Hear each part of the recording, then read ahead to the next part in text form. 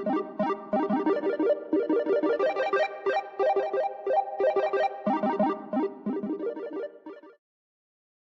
everyone, and welcome back to Geek Talk, episode 3. From here on out, we're gonna do them a bit shorter. We've got some feedback that 30 minutes would be better, and then this way also helps us to stay on point more because in episodes 1 and 2 we did get off track a bit, truth be told. So yeah, welcome back everyone. I'm Odie, and I'm here with Tag. Hey guys, welcome back. Hope you're excited for another episode of our podcast. Yeah, what Odi mentioned in the beginning, we do get sidetracked quite a bit, so we apologize for that. But we'll try to keep it shorter, sweeter, and to the point with a couple of topics that we would like to talk about today. And I think Odi, you can start it. Yeah, absolutely. So we're actually even to show you how professional we are. I'm looking at the time as we're recording this. So we're aiming for about 10 minutes per topic, and with that, let's jump into the first one, which is, of course, what everyone's talking about nowadays, Helldivers 2, and I think they're talking about it for good reason because the game is just absolutely awesome. It definitely is. I didn't think much of it before I got it, but I have no regrets of buying it because it's so much fun. And it's just like that simple fun game. It doesn't need complicated story or complicated mechanics. You're just going in for democracy and liberating planets for Super Earth, and it's amazing. Exactly. And you know what you said is so true because some games are good because of their stories, because of their complicated characters or whatever else. I'll never see you just go in, you destroy bugs, you kill bots, you restore liberty to the galaxy, and that's it. There's no need to overcomplicate it.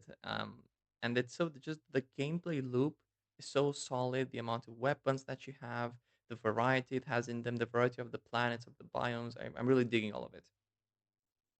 Yes, me too. And I think it's the gameplay loop. It's incredibly addictive because there's just some primal satisfaction when you like hit a stratagem and all of your enemies just fucking explode, and it's like the primal neuron in the brain activates, and you're like, yes, give Absolutely. me those brain juices.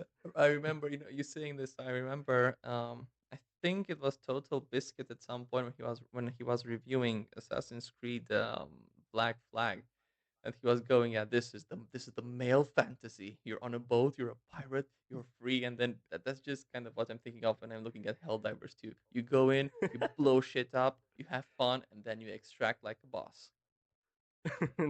That's exactly how it is if you If you extract, extract, obviously, of course. because somebody, I do not want to, give any names, but somebody is incredibly greedy and always gets sidetracked with other objectives. And occasionally we fail to extract, but at the end of the day, as long as we get those nice stars at the end and we've helped Super Earth reach even just a little bit its goal, we've done our jobs as Helldivers. As the Protoss say, my life for ire. And then in this case, it's just Super Earth. So our lives are meaningless, but samples are eternal.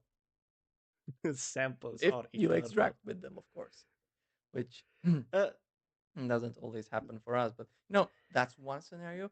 The other scenario can be when someone in the teammate arc uses an arc thrower and bounces electricity to the bugs through his colleagues. I mean, that's also something that can happen to some people which are not us. yes, absolutely. It's not like it happened a few times yesterday, not even one bit. Yeah, it didn't And happen like 3 times in one mission or something, so it's fine. exactly. And you know what? No regrets. I've served my duty for Super Earth. I gave my life for Super Earth, so it's okay.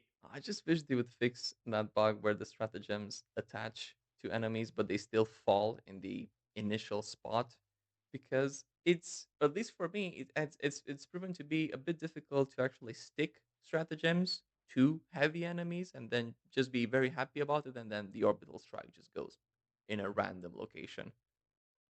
Yeah, and it feels bad because you're really trying to hit the spot so it attaches to the enemy. You nail it, and you're like, yes, boys, we can do it. And then it just falls somewhere completely random. And also, it's part of the fun because you attach it to a charger, right? Mm. And he starts running towards you. So now you wonder, am I going to be blasted to smithereens by the bomb or by the charger? I did So it. it's fun. Oh no, I did it. Oh no, Oh what no, have it's I coming. done? Oh no, it won't stop. For Run, guys, run! salute and die. Just press B, be filled with patriotism, and that's it. My life for For Super Earth. Super Earth. And the higher you go in the difficulties, also, I've gotten to difficulty level 8. I haven't tried Hell Dive yet. That's the name of the highest difficulty, level 9 Hell Dive, Of which course is it is. very on the nose. And I like it. And then, but I see that the more you're going up, the more the heavier enemies are, and I think that's good and bad because obviously the mission gets more difficult, and but because it gets more difficult, you need heavy weapons. It's no longer just a case of I might take a quasar cannon this time. You need to take something to deal with the elites and the heavies, or you're just not gonna be that useful.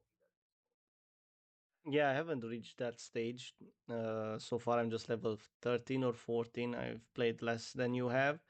But even the dice that we do on difficulty 6 or whatever, it's starting to get kind of crazy, especially on the bot planets when the only thing that you see is bot drop, bot drop, bot drop, bot drop. And you're like, please, for the love of God, stop. That's gonna be a Stop already. that's gonna be a bug breach, but yeah. Yeah, on the bot planets, yes. Agreed, agreed. Oh, you But mean the bot uh, drops with the automatons? Oh yeah, the yeah, bots. yeah, yeah, yeah. Oh, I, that. I remember the first time you brought me on Malevolon Creek, and that was literally everything that I've seen. Is on my screen. There was just bot drop detected, and I'm like, please, for the love of God, have mercy on our souls. They're coming from everywhere. All I see is explosions, and all I hear are. And for everyone out there listening, we aren't creekers. So I don't know if you know this, but tag, but so there was a small-ish size of the community which religiously played just Malevolon Creek. They put in the hours, they put in the work, they sacrificed for Super Earth and for democracy, and they were really proud of it. That's why we have the cape, the free cape they gave us. But another part of the community doesn't like the Creekers because that's how online games go. I see, I see. I thought that it was we got the cape because we liberated Malevolent Creek. Oh no, it's just well, I think it's to honor the part of the community that really pushed on Malevolent Creek to have the side with the bots liberated as well because most people played Terminids. And Okay. even now, and I think there was a major order attached to it because even now there's a major order attached to liberating bot planets, but there's still like 100k people just playing Terminids. And they even I mentioned this to you yesterday, but I like how the democracy officer, if he sees you going to bot planets, he even goes, Helldiver, this planet is no longer a priority. Like they're just trying to push you away. Oh yeah, yeah, trying to push you to go on to the automaton planets and like, yeah, here is the major order. What are you doing? We need to liberate those planets for managed democracy. What's wrong with you? Absolutely. And yeah, the armor set, the light or medium or heavy armor, the different weapons, different support weapons. It's everything you need to create a very fun gameplay loop where even though it's essentially the same thing over and over again, you drop, you kill stuff, you destroy stuff, you extract. The gear that you have and the fact that the planets are pretty random. I don't know if they are completely procedurally generated or the layout maybe just changes a bit, or I guess that is procedural generation already. That really keeps it fun for me. Yeah, it is absolutely fun. And indeed, the planets are diverse enough to feel different from each other, but similar enough so you do not feel, or overwhelmed or uh, not knowing what to do. Even the objectives are quite clear. So it is an awful lot of fun, and it's just something very satisfying about just deploying a stratagem and seeing all of those bots or bugs exploding.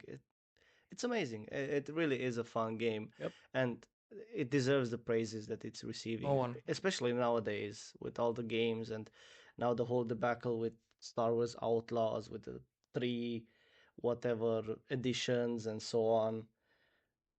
Yep, it's Just 100% worth it. And even those little awesome moments when you have like the sniper support weapon, the anti-material. There you go, rifle, or and I forget how it's called. Well, you can do this with the auto cannon too, but when you hit, for example, the eye of the Hulk, and then it just mhm. blows up, and you're like, yeah, boy, Deadshot, Hawkeye.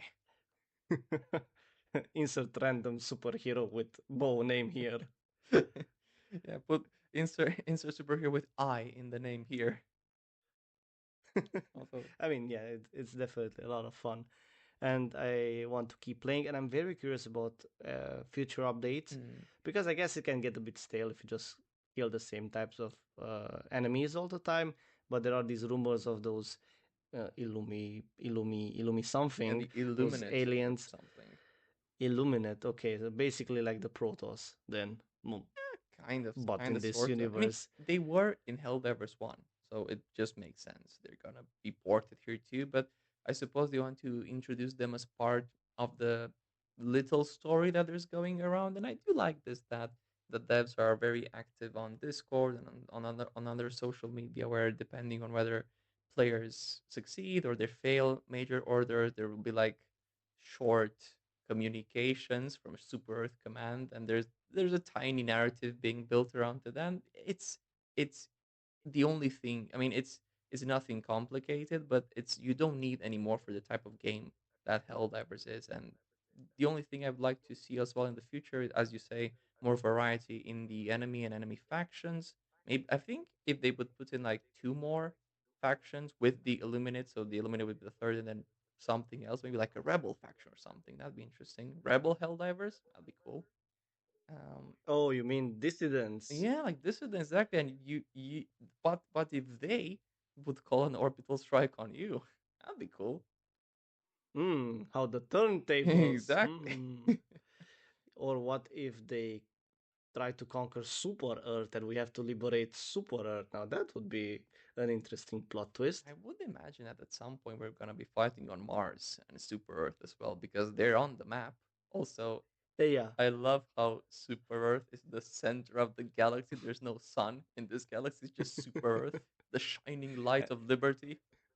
and democracy, and it's what 1,000 or I don't know 1,000,000 times liberated, 1,000,000% liberated or something like that. Yeah, that's really. It's so free. I mean, and you can see again from a more of a businessy side, since this is essentially a first-party PlayStation game, which they put on PC as well, and you see the quality that goes on for games developed for PlayStation. That's been so consistent across 2 decades, really. So, Yeah, I cannot agree more. Even from the earliest days of the PlayStation, most, if not all, first party games were always very, if not incredibly good. yep, And that is something that helps the PlayStation as a console to, I guess, keep its place in the console race. yep, and it makes even more sense that Microsoft are giving strong signs that they're gonna be backing out of the hardware game and focusing more on just providing um, games as a service, like they do with what you call it, the the Pass something. I don't have it, so I'm not sure how it's called. And the Game Pass, you Yeah, the mean? Game Or Pass, the Game Pass. Well, hope yeah, I guess that makes sense. and hopefully that doesn't mean too many job cuts for Xbox employees because surely there will be if that's what's going to happen. But let's stay positive, Helldivers. And I would just like to see more biomes in the future.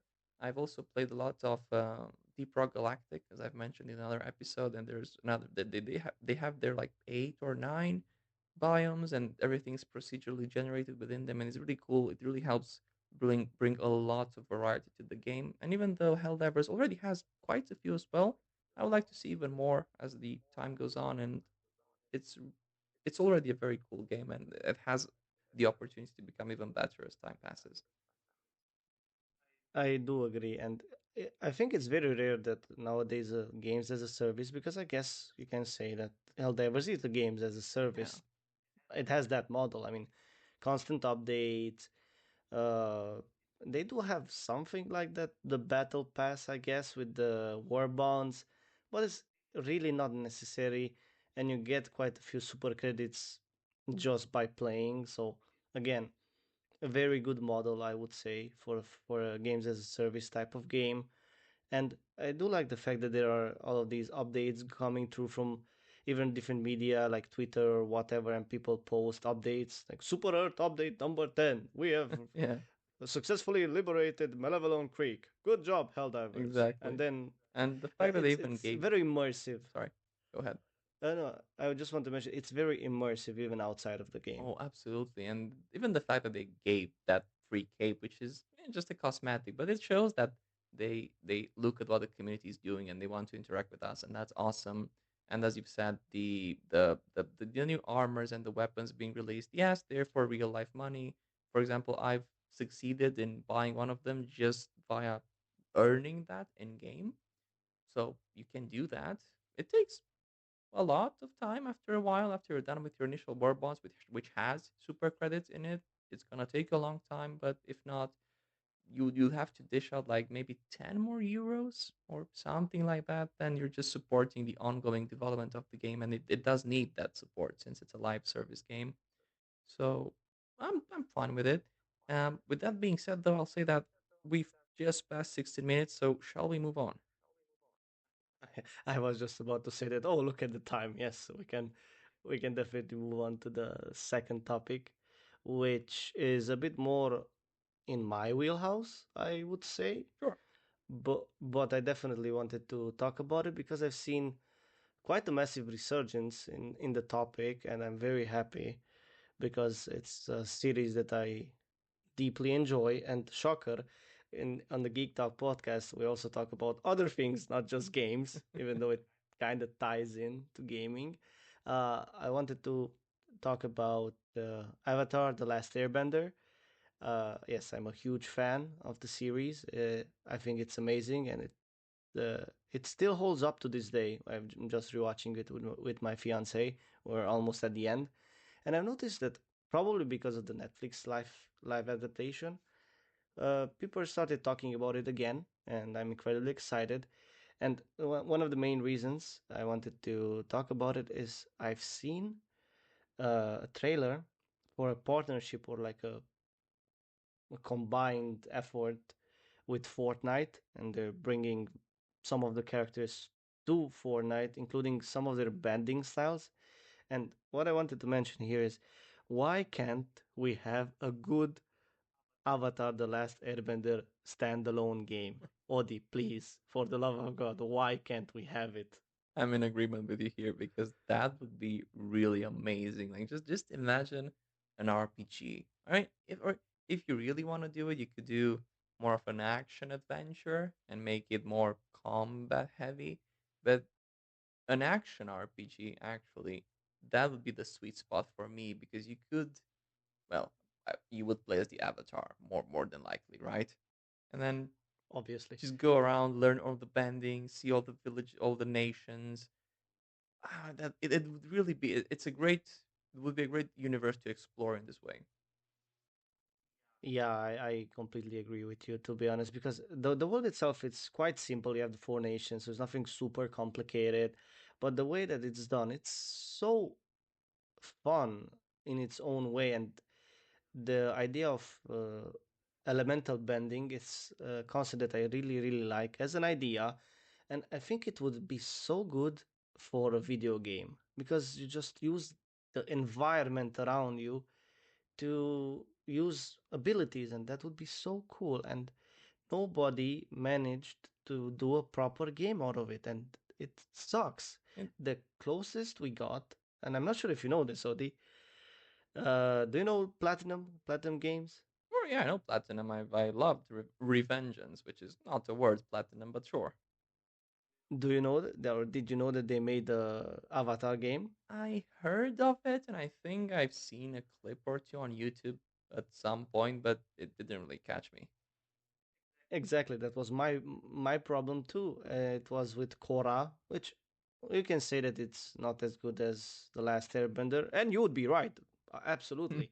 But the bending in it, it was actually pretty decent. I didn't play the game because when I've seen that it's like 6 hours, I was like, that's basically a teaser, and I do not want to tease myself. I wanted the whole thing.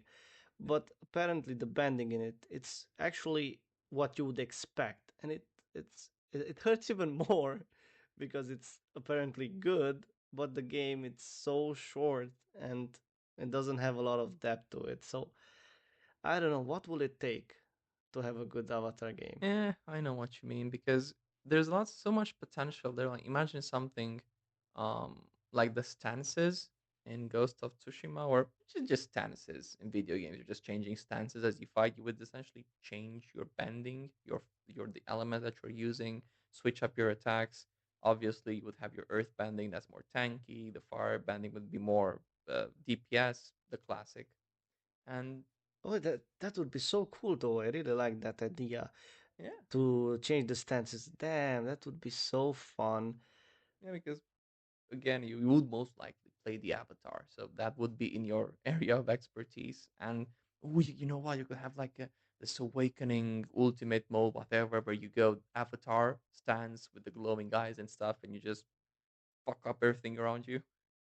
Oh yeah, the Avatar state. That would be so cool. Like the ultimate ability, and Yeah, it's just like water and earth, and everything is flying around you. And oh, yeah, like when, well, spoilers, but I mean, it's how old is Avatar at this point?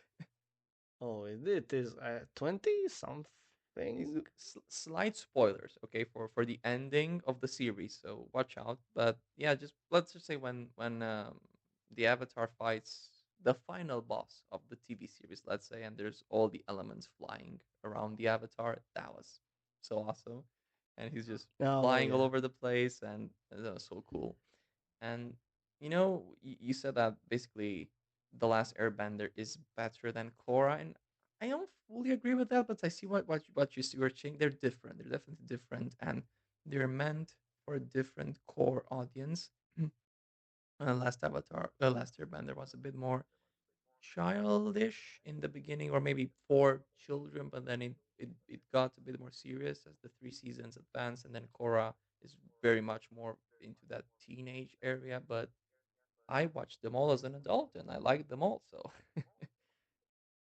I mean, to be honest with you, yeah, I watched them as an, let's say, adult in quotes myself. It was 2015, so I was like what, 18, or 19, 19, yeah. something like that. So the my main issue is the fact that the characters are not as and I do not want to use this word, but they're not as good as in the original. They're not as memorable. Team Avatar itself Yeah. is basically Korra, her fuckboy, and the guy who I forgot his You name. know what? That I I know there's a third guy. I don't even remember how he looks. So point to you. thank you. And you know what's the worst part? I actually liked that third guy because he was funny, but I cannot put him over Sokka. It's Oh yeah, impossible. no. I mean, those are just emblems of TV. Like I don't care. Katara, no, Kat- Katara. Yeah, Jesus. Because Yeah, I've been yeah, yeah. watching Mortal Kombat, and you have Katana then, and I was like, oh no, wait, hold up. But no, yeah, Katara, Sokka, Toph, Zuko. Man, Zuko had such a cool journey throughout the series. Oh yeah, absolutely. And we cannot forget Uncle Iroh. I think he's my favorite character. He's very much the wisdom of the series, even though at some points I think he was used a bit too much as comic relief, because when he had his more serious moments, you could see that he is a guy who really went through a lot in the war with the other nations, and he's lost a lot. And I guess that's why they made him a bit more goofy. That was kind of his defense mechanism. Yeah, I think so too. And again, spoilers in case you haven't watched it, but there is a certain episode that is just like a filler episode in the show where it shows all the characters going on small little journeys by themselves. So you have Katara, Aang, and everybody just minding their own business, doing whatever. And there you have Iroh's short story where he basically just goes around. I think it was Ba Sing Se because at that Yeah. point they are in that city, and he's just helping out random people, whatever small things, just trying to do good. And at the end, he starts singing a song, and he visits the grave of his son. Yeah. That's why I said spoilers. And the last line when he's like, "If only I could have helped you, my son," and I break down every time. It's so simple and so painful because all he does now is help others because he couldn't help his son, and that's just heartbreaking. Yeah, And good that's storytelling. very solid storytelling. And in that moment, you really think of, oh, wait, Iroh is the brother of Fire Lord Ozai, who's like a giant asshole. And you can see how, surely, in the war, Iroh was different too. And perhaps he was more obedient to his brother, and he didn't really think of his son's life as more important than the Fire Nation. Yeah, and when he came to realize it, it was too late. And that's how life is sometimes, and that's a very important life lesson that you get from a fucking cartoon. Yeah.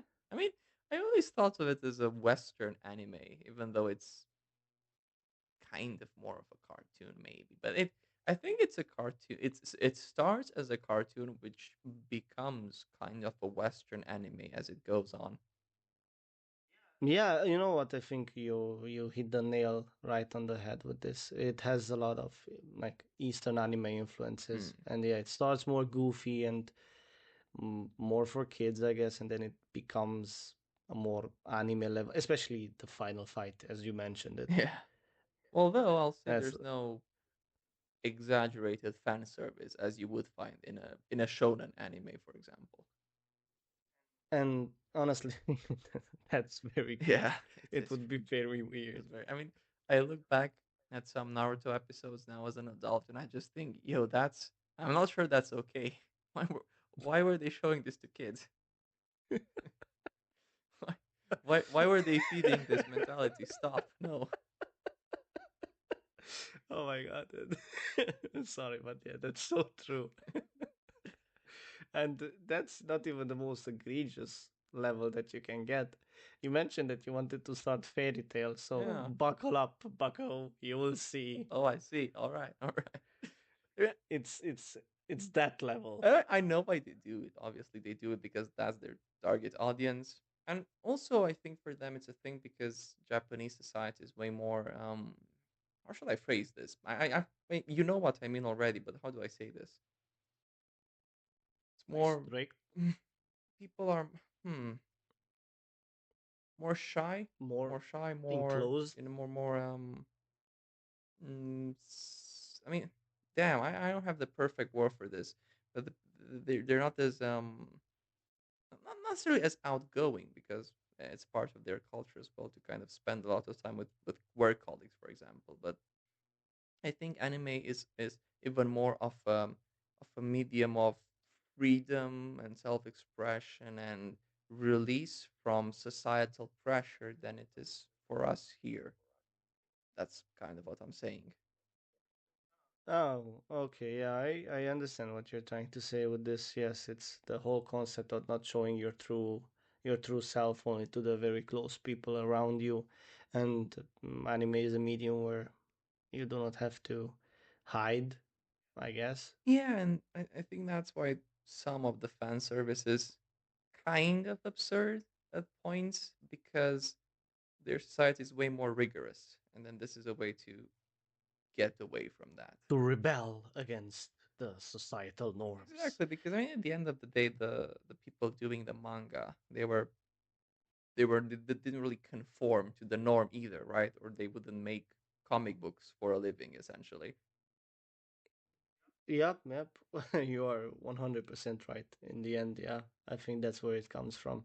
Yeah. And sometimes it can be a bit too much. I mean, most of the times it's too much, but if I think about it from like a 16-year-old's mind, I'm not far from there. Don't get me wrong. I don't think I matured way past 18, but I feel a bit more restrained, thankfully.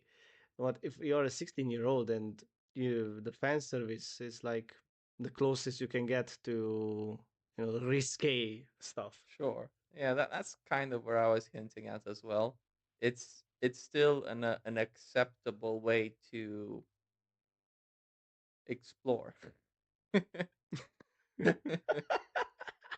Yeah, Explore your inner thoughts, young one, but don't become a degenerate and go touch some grass from time because to time. do not explore them in subways, please. Please explore them in anime. Oh no, oh no. I mean, that's one that's one area of fan service, but then there's of course just the fighting and the combat side with everything blowing up and the power of friendship and the main hero just becoming 500 levels stronger for some flashback bullshit reason, and that's cool too because let's face it, it's cool.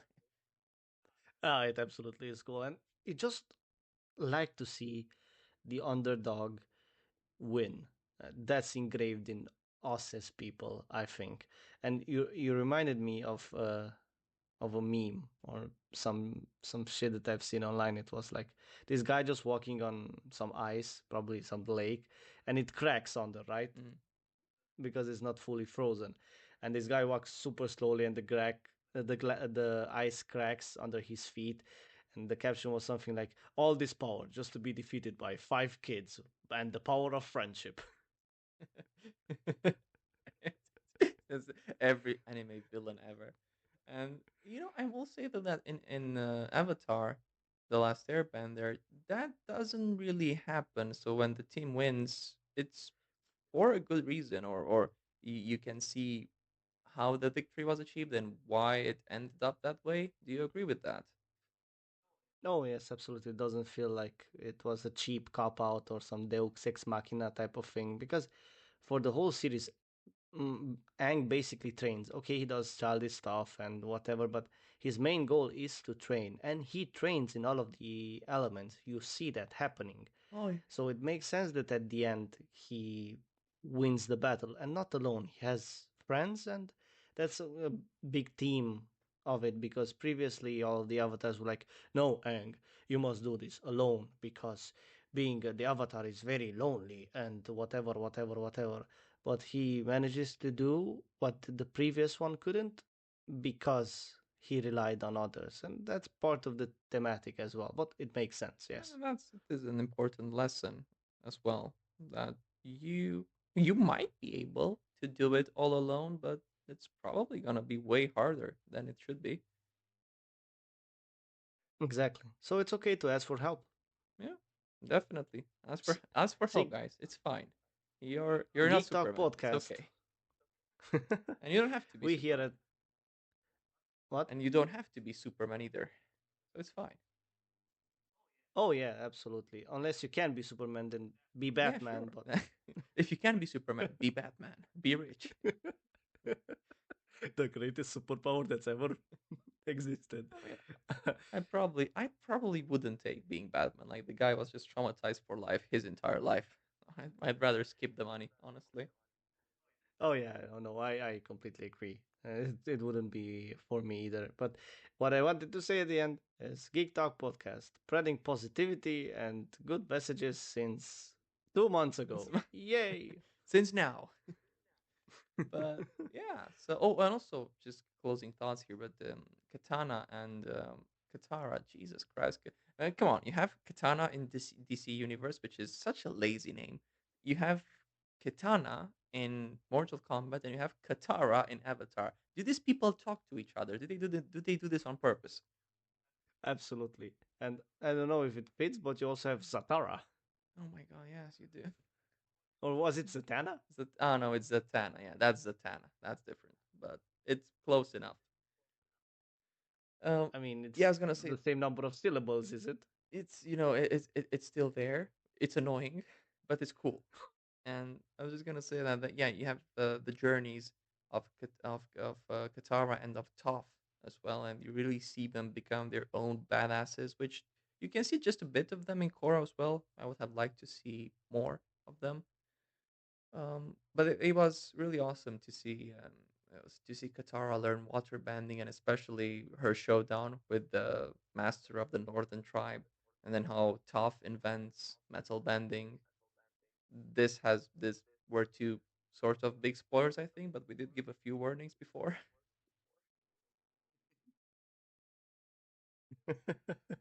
Yeah, yeah. We cannot put a spoiler warning every single time, can we? I think here's a challenge for us during editing when we start the Avatar segment. Let's put maybe a ding dong. Hey, this has spoilers.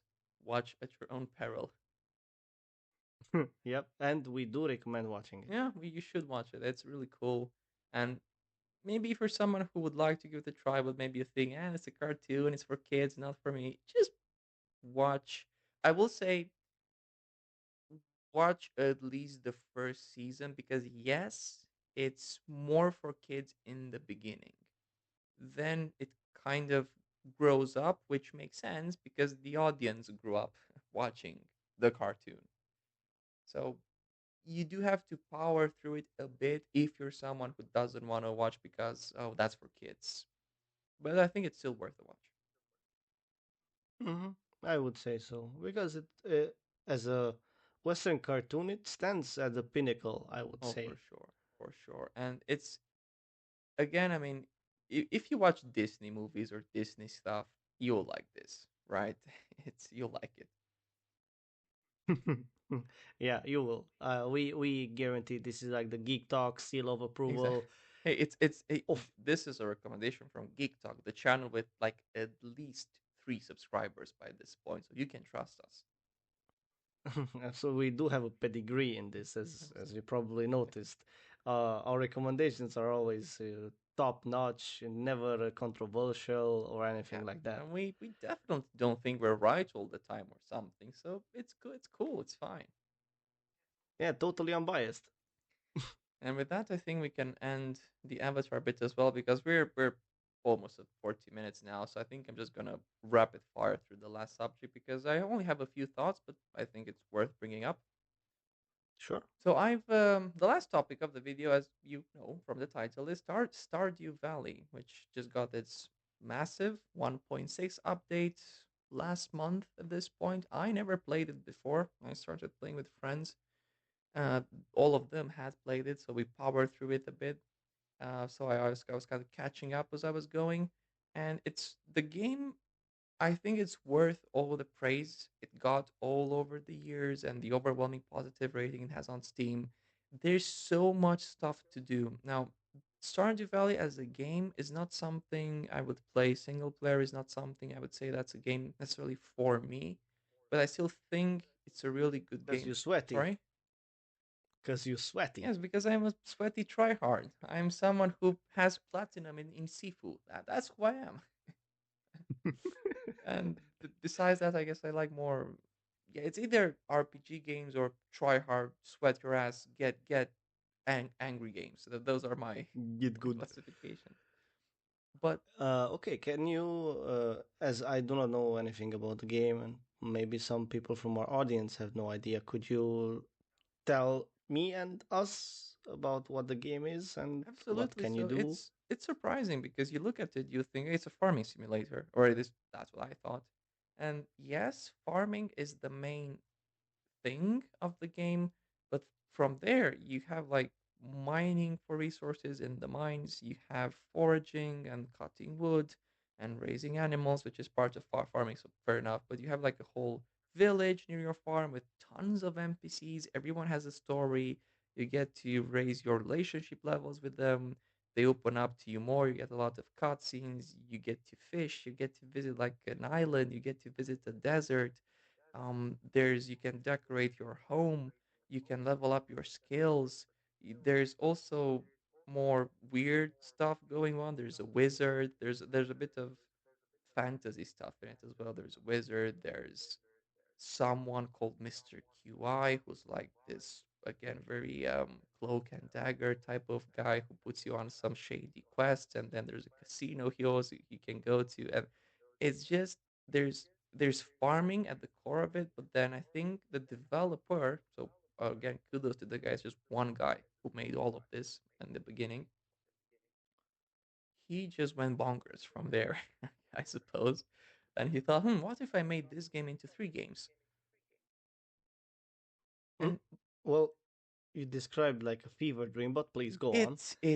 it is a fever dream of a game. It is like it very much feels like again three games just glued into one game. There's festivals, there's seasons, and depending on the season, like spring, summer, fall, winter. Hey, I know all of them. Nice.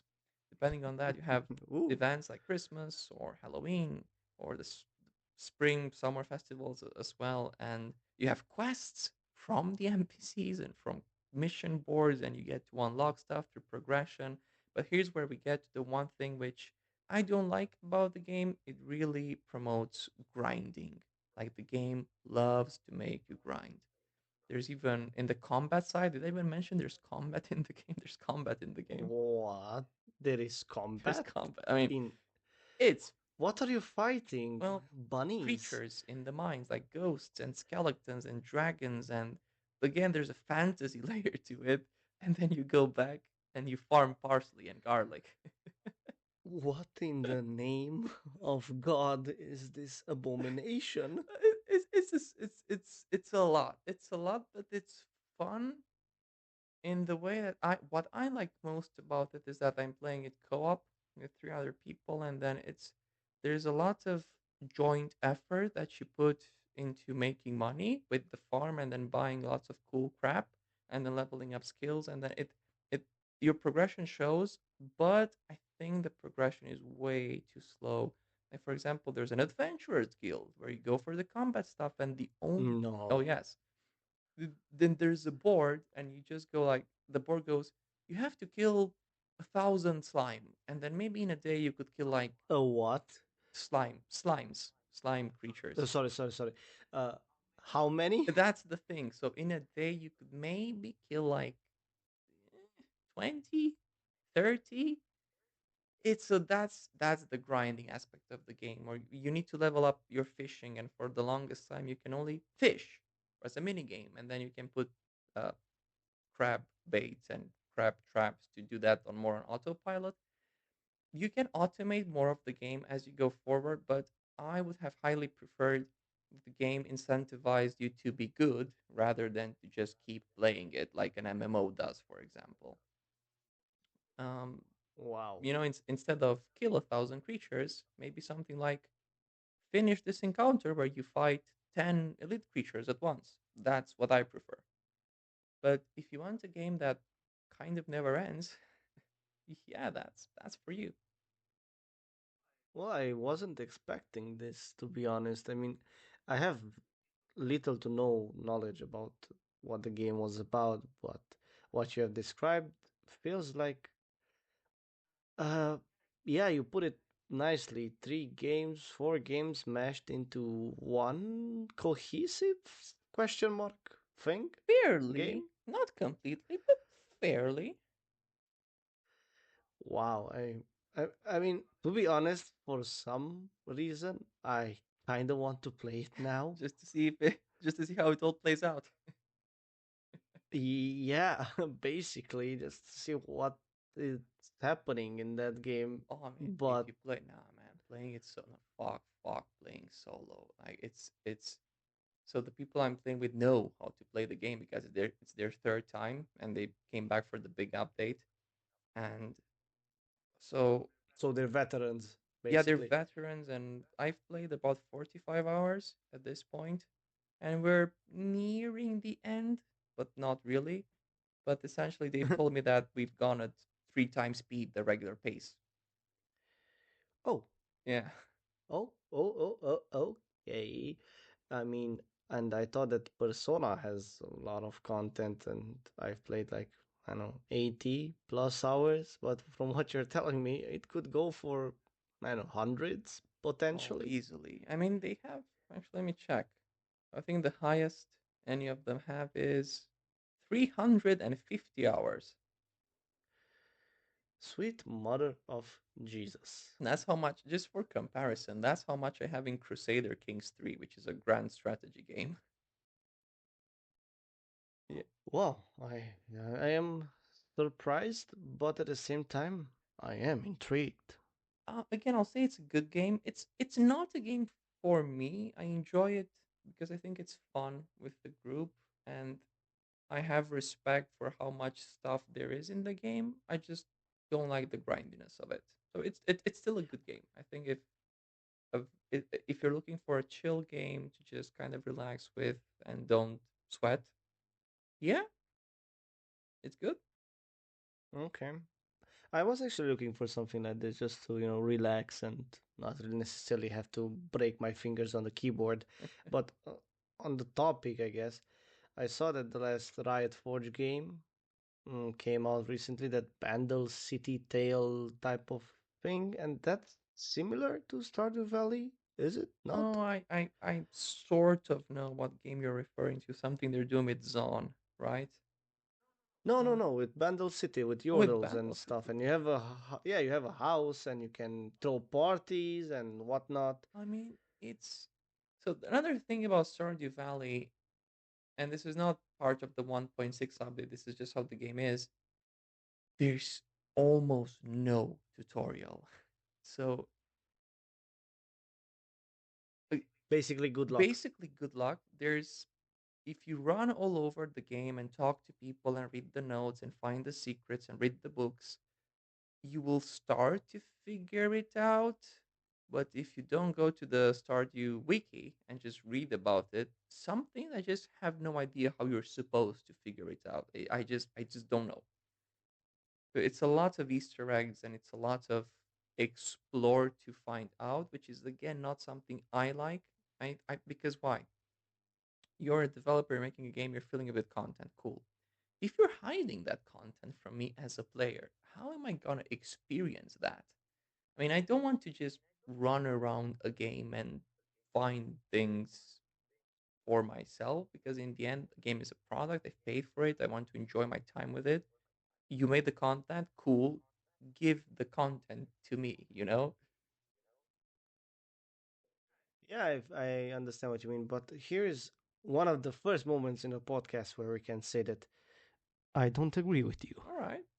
How's Uh, just, just partially, I guess, because part of the fun in certain games is discovering stuff by yourself. And yes, sometimes you might miss out because you didn't go a certain path, but when you find that out, you find it out by yourself, and there's a different satisfaction to it. Don't you agree? to some extent, to some extent. So, if in Baldur's Gate 3 you cast a water spell and then an electricity spell, the water gets electrified and it does damage. Hey, awesome. I found that out as a player and I went, yo, the devs, I thought of doing this and the devs thought of letting me do this. That's awesome. Yeah, but that's a mechanic. I'm referring more to, stories or exploration.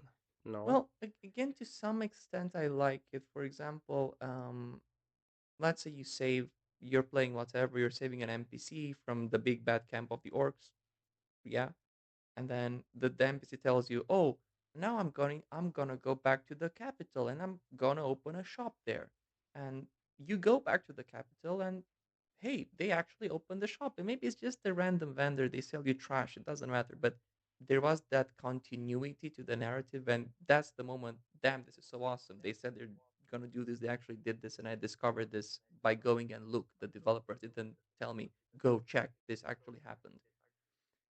Yeah, and this way you have a direct impact in the world as well, and that makes it more personalized towards you. And I do like that I myself. do But that.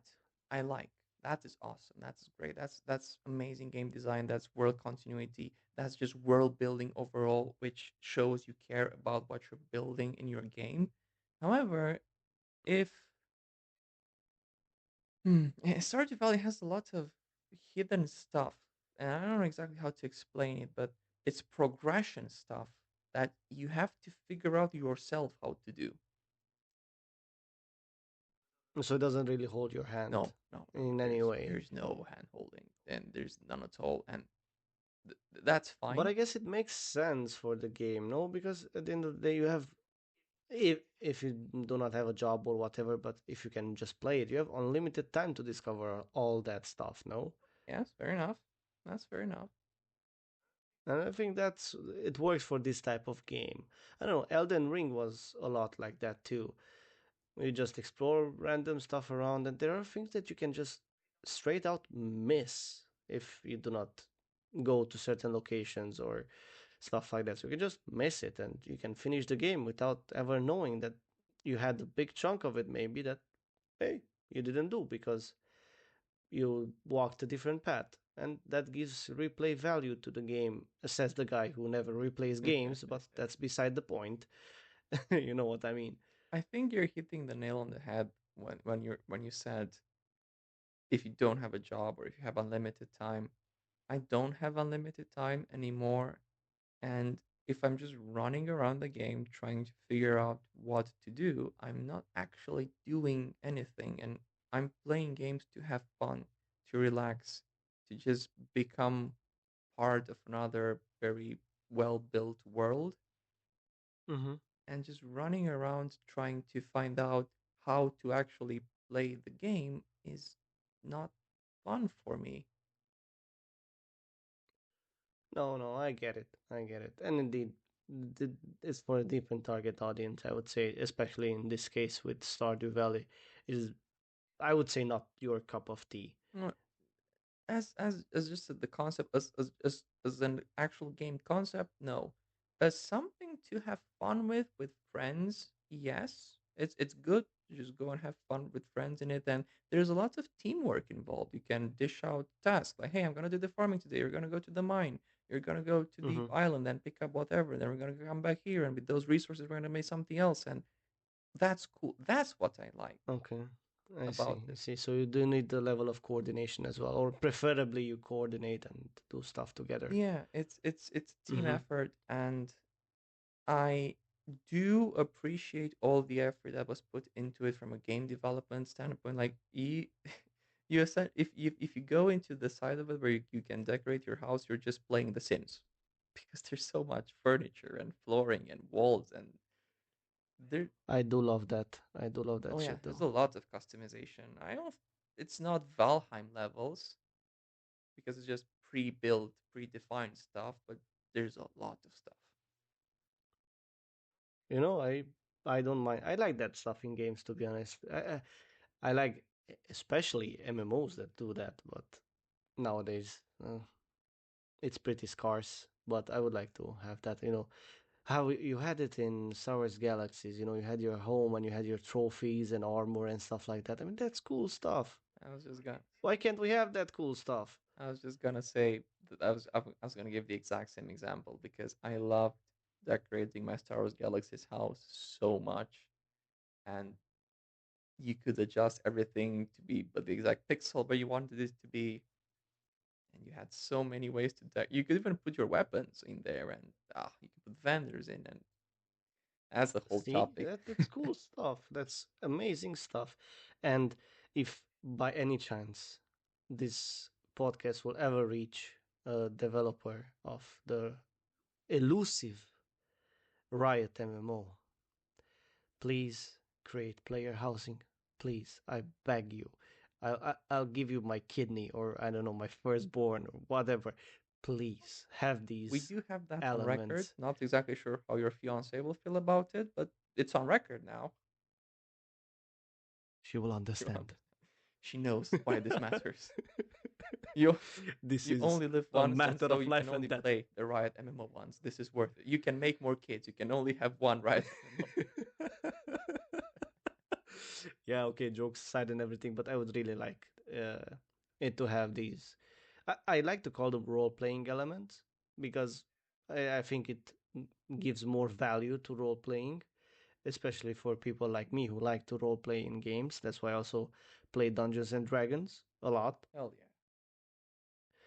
And I would like to have that in an especially in this Riot MMO because I love the world that Riot made with League of Legends, even though it has I guess it's ups and downs and so on, but I really like the world and I want to be part of that world within the MMO. I'm not crazy, I guess, Yep, but it would be I fun. agree. I'm pretty sure I'll try it out as well when it comes out. I'm curious how it's gonna be and how big and complex it's gonna be. But yeah, I mean, at this point, Runeterra has been a part of our lives since 2012, which is way more, which is way more in the past than I think it is. So yeah, I'm Yeah, curious how that's gonna turn out as well. But I am gonna me do. too. I want it to be the first MMO that I get back to after South Zero Republic. You know what? I haven't played. No, I have played. I've just, I think for 2 weeks after the Old Republic, I've played Guild Wars 2, and I was sorely disappointed at the time because they had extremely strong marketing around the world having no quests and it's all dynamic. I'm not sure if you remember. It was like, Uh huh. Yeah, yeah, yeah, yeah. it's not. It's just, it's the same thing over and over again, which you just don't know when it happens, but it's the same thing, or you trigger it by entering an area, but it's just the same thing all the time. And okay, this was in 2012 because I played it at launch. Maybe it's different now. It's been a long time, and I think the rumors that Guild Wars 3 is in development have been confirmed. So Okay. that's happening. So, and that's actually something which I'm probably not gonna play, but I want to follow it and see what happens. Yeah, part of the journey is always, seeing what happens online, the speculation, what are the rumors now on the streets of the internet, Yeah. what's gonna happen next. I love that part. Believe me, I mean, I'm following stuff all the yeah, I time. mean, I have games on my Steam wish list which I know for a fact I'm never playing, but it's something that interests me as an idea, maybe even as a genre, but it's just not something which I will fit into my timetable. But I want to see how it will turn out. So you're just staying there. Yeah, I know what you mean. And sometimes you just want certain projects to succeed, even if they're not for you, but it's something fresh or something new. And I think we want new stuff to happen in the gaming sphere, especially. That's Because, a perfect. sorry, That's a go on. perfect analogy.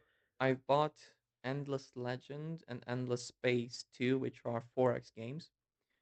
I've Mm-hmm. played Endless Space 2 after I played Stellaris because I was very curious how they would compare. I've never played Endless Legend. At this point, I don't think I ever will. Funny enough, I watched quite a bit of it on YouTube and I just wanted to buy it to support the genre and the effort that the developers put in, even if I'm not gonna play it. And you can call that wasting money, but that's just something I believe in. So that's why I bought it. Yeah, I know what you mean. And I'm thinking of the same idea most of the time because the gaming sphere and not the whole thing, but it's quite stale at the moment. I feel like it's just the same type of games, the same type of ideas, just maybe having small differences, but mostly the same stuff. So when a developer comes with something new, even if it's not necessarily for me, I want it to succeed just because it will promote more innovation, and that's good. Yeah, I mean, I do disagree. I think there is innovation and different things happening in gaming, but in the indie side of it, indie or double A. Yeah, exactly. Yeah, yeah. Triple A is kind of copy paste, give or take, and in some cases And that's that is fine. sad. Like Jedi Survivor, I haven't played it yet because of the technical issues. As far as Mm. I know, it's a really good game though, even though it's iterative mostly. Oh yeah, it is. I really enjoyed it. I played it and I marched through the technical difficulties. It wasn't that bad for me, to be honest. So I could enjoy the game, mm, most of it, I would say. There were some moments when it wasn't working as it's supposed to, but for the majority, I really enjoyed it. And I'm looking forward to see how it continues. I have to remember that it's on my wish list, and I need to get to it. Same as God of War Ragnarok, haven't gotten to that one either yet, or Spider-Man 2, haven't gotten to that yet either. Jesus, That is shocking to hear from you. I spent my money differently. Let's say that. Ah, no, I know. When you will get your chance to play it. I haven't played it either. If it makes you feel any better, doesn't help that I don't have a PS5. But I'm here I with was you. gonna say, but I think at least isn't Spidey 2 on PC? No, they just put the first one, right? Yeah, and Miles Morales. And Yeah, then Ragnarok isn't on PC either. It's just the first one for now. yeah. That was a genius scheme.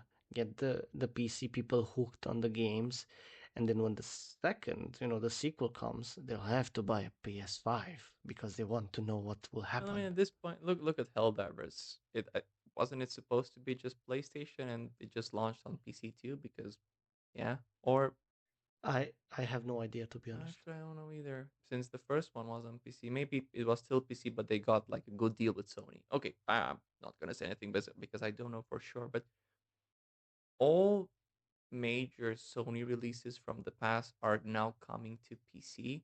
And I think essentially what you're saying is what they're doing. They will eventually port everything to PC, but maybe only like 2 or 3 years down the line. So you're incentivized to buy the PlayStation to play them sooner.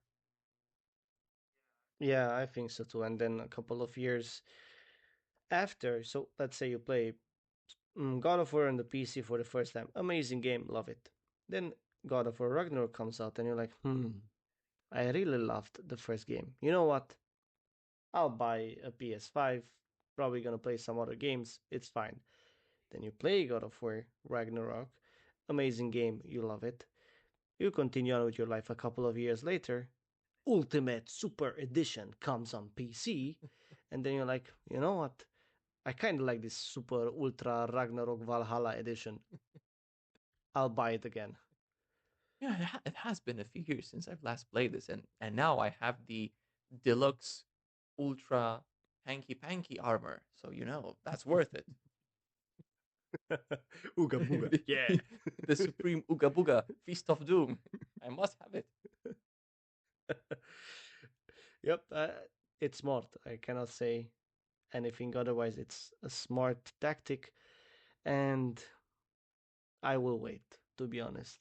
At least I waited. I don't know. When did the PS5 come out? It's been a while now. 2021, maybe 2020.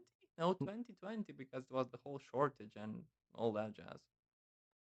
So we can safely say it's been at least 3 to 4 years, right? Yeah, I actually was listening to another gaming podcast, and they were saying that the PS5 it's at the middle of its life cycle now, and I was like, "The hell? Say what?" And then I counted the years, and I was, "Well, fuck me." Yeah, Later, okay. sure. Then we're doing something business now. Oh yeah, the strictly business. Yeah. Yeah, I mean, if I waited so many years for the PS5, I think I can wait a few more, Oh yeah. I mean, it's at this. or maybe just get a PS6 when it comes Well, out and just PS6 keep the. should still be at least 3 years down the road, if you ask me. I'm not rushing anywhere, so That's incredibly surprising coming from you, but sure. I know, right? I'm doing things that I never thought I would. For example, I tried Hades, Hades. Hades. Yeah. Yeah, I think I've mentioned it to you. It's a genre that I honestly never ever have I thought that I'm gonna give it a chance. And I get this confused. Is it roguelike or roguelite? Light. Rogue Light. I. Okay, so No. Wait. No. Oh my god. No, wait. I don't know. In it, in it, in any okay. case, if you think about the term, it makes no sense either way. What's it like to be like a rogue? And what's a rogue light if it's light? What's a heavy rogue? It makes no sense anyway. He's just a tiny rogue, you know. It's It's rogue light. It's like it's a monk. it's a light version, not the premium version. You have to pay extra for that. I have no idea. I mean, I can totally But see you liking Hades, but it being, well, it's different because rogue type games, you die, you lose everything. That's the premise. But in Hades, you're supposed to die. That's the gameplay loop. Yeah, it is. I guess you're right. I never thought that I'm gonna like a game that you just basically just go on, fight monsters, and just do this in an endless loop until your hand starts to bleed. You Hmm. know. I will Uh, say that this is a great mm. topic for another episode because we have passed an hour. Yeah, yay! Way to stick to the plan, guys. Thank you, Geek Talk Podcast. Well, hey, dear listeners, if you're sticking with us, this is who we are. We talk a lot, so hopefully you like that about us. And I think in the future, we're gonna cut up a few bits and pieces into shorts as well, and maybe tag. We could even portion. We do the big episode, the hour long ones or whatever, and then we actually cut them up in pieces just about each topic, and those will be more digestible. Mm-hmm. Yeah, that could be something quite helpful for the channel, I would say. Yeah. We apologize for going overboard for the third time. Which will happen again, most likely. But we do try. We Like legit, it, we try. And I've seen the time just go on, and it's 30 minutes, 40 minutes, 15 minutes. But it's just so easy to talk to sometimes. Yeah, it's we actually try for the first two topics to kind of stay on time, and then from there on out we had ideas, and this is what happens. And we hope you've enjoyed your time with us. And yeah, please let us know in the comments. Do you like the longer format? Should we keep it shorter? Should we try even Yeah. harder to keep it shorter? Should we go to 3 hours instead? Who knows? Maybe. We could easily do a 3 hour show, and I I think so as well. I think for next time teaser we can cover Hades and then two other things and say we're gonna do them for 30 minutes and go for an hour again. How does that sound? it's a deal. Nice.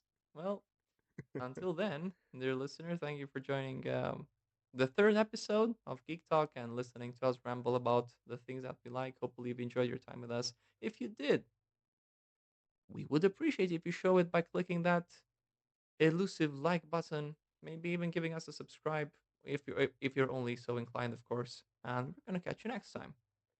Yeah, that counts as double points if you do both of those There's things. more geek points. A- Absolutely, and then you can redeem them at the end of the month, and you will get a I mean, um, yeah. I mean, and it's gonna be so exclusive and premium, and it's yeah, gonna be yeah, like a yeah. Deluxe Premium Ultra Edition. absolutely the collector's pat on the back.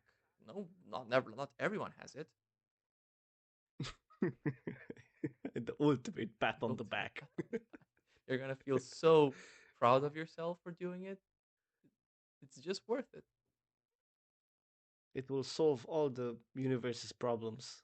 And And the climate change will go back to normal. We will have normal seasons from now on. yeah, and it only takes 2 clicks. So our future is in your hands. Boy, did this escalate.